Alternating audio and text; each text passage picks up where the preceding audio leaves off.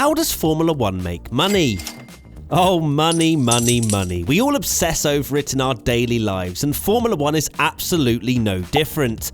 I don't know if it's the same for all of you, but when I was growing up, I kind of saw Formula One as this mysterious entity that would deliver us the greatest racing spectacles on earth and didn't really think much more into it. When in reality, they're a business with people running it and they have to make money.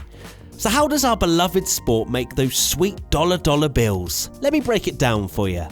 The biggest deal Formula One makes is the selling of the broadcasting rights to channels which allow them to show the race. So that's the Sky Sports of this world, who pay big money in order to be the only channel to broadcast in certain countries. How much money do they pay, Matt? I hear you ask. Well, from 2019 to 2024, it's reported that Sky paid a whopping £1 billion for F1 exclusively in the UK. Yes, £1,000 million. So when you then factor in all of these different broadcasters in all of these different countries, the money stacks up quite rapidly.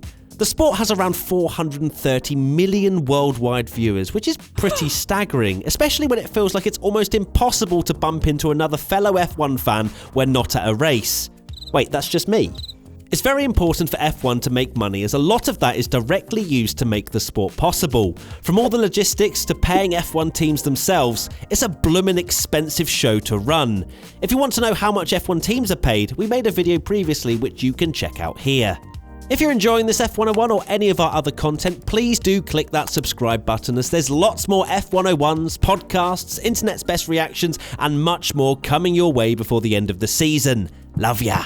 Right, so we've covered broadcasting rights being serious cash money. Let's talk now about another big revenue stream for F1, and that's circuit fees. Yes, Formula One circuits that feature on the calendar have to pay a rather crazy amount of money in order for the likes of Lewis Hamilton and Sebastian Vettel to take to their track. This one sometimes catches people out, as you'd be forgiven for thinking that F1 pay the circuits for their venue and then they take the spoils through the ticket sales. It is in fact the other way around, and on average an F1 circuit pays roughly £24 million for the privilege, and then it's their job to make their money back and make a profit via selling tickets, merch and so on. No wonder F1 tickets are so expensive nowadays. Fortunately for a lot of F1 tracks, the governments help to fund the fee that Formula One charges, which relieves a lot of financial pressure from them. However, and as an example, the British Grand Prix is not one of them, hence why over the years we've heard a lot of uncertainty as to whether Silverstone will survive the coming years. It doesn't stop there for revenue streams. F1 also makes a significant portion of their bank balance up with sponsors. You will recognise the likes of Heineken, DHL, Rolex, and more recently Crypto.com being absolutely everywhere.